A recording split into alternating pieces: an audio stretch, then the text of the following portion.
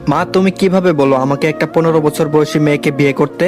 একজন medicine specialist হয়ে ওই বাচ্চা মেয়েকে আমি বিয়ে করতে পারবো না।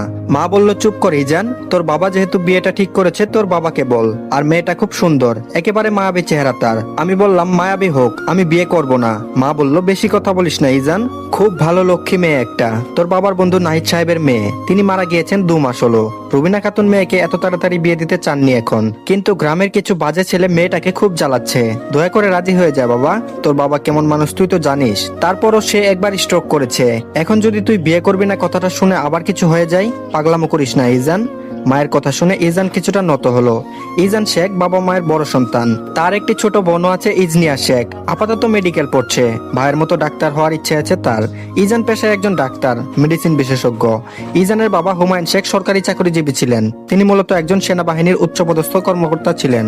আর ইজানের মা মনিরা শেখ সাধারণ মহিলাদের মতো গৃহিণী। ইজান কিছুটা ভেবে উত্তর দিল, ঠিক আছে আমি বিয়ে করব। কথাটি বলে ধোপাধোপ পা ফেলে রুম ত্যাগ করলো।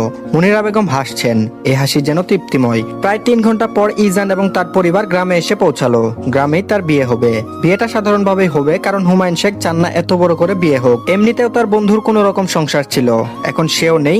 বিয়েটা বড় করে করলে তার বন্ধুর পরিবারের উপর বড়ভাবে প্রভাব ফেলবে, তাই তিনি চাননি বিয়েটা বড় করে হোক। পুষ্প বলল, আপু তোমার বর চলে এসেছে, কিছুক্ষণ পর তোমাকে বিয়ে করে নিয়ে চলে যাবে, হা হা হা। পুষ্পের কথা শুনে পদ্ম কেঁপে উঠল। বিয়ের কথা শুনে পদ্মের বুকটা কেমন যেন জ্বলে উঠল, যেন কেউ আগুন ধরিয়ে দিয়েছে। চোখ দিয়ে বেহায়া হয়ে 2 ফুটো পানি গড়িয়ে পড়লো। সে চায়নি এত তাড়াতাড়ি বিয়ে করতে, কিন্তু তার বাবা মা তাকে অনেক কথা বলার পর সে রাজি হয়েছে। কিছুক্ষণ পর ইজান আর পদ্মর বিয়েটা শেষ হলো। এখন বিদায় দেওয়ার পালা। পদ্ম বেঘুরে কান্না করছে। ইজানের বোন ইজানিয়া পদ্মর হাত ধরে আছে। রুবিনা খাতুন কান্নারত অবস্থায় ইজানের উদ্দেশ্যে বললেন, বাবা আমার মেয়েটা অত্যন্ত ছোট, সবেমাত্র ওর বেড়ে ওঠার বয়স, এখনই তার বিয়ে দিয়ে দিয়েছি। পরিস্থিতির কারণে আমার ছোট মেয়েটার এ দশা। বাবা হারা মেয়ে আমার, তুমি ওকে একটু মানিয়ে নেওয়ার চেষ্টা করো, আমার মেয়েটা যেন ভালো থাকে। ইজান গভীর কণ্ঠে জবাব দিল, জি।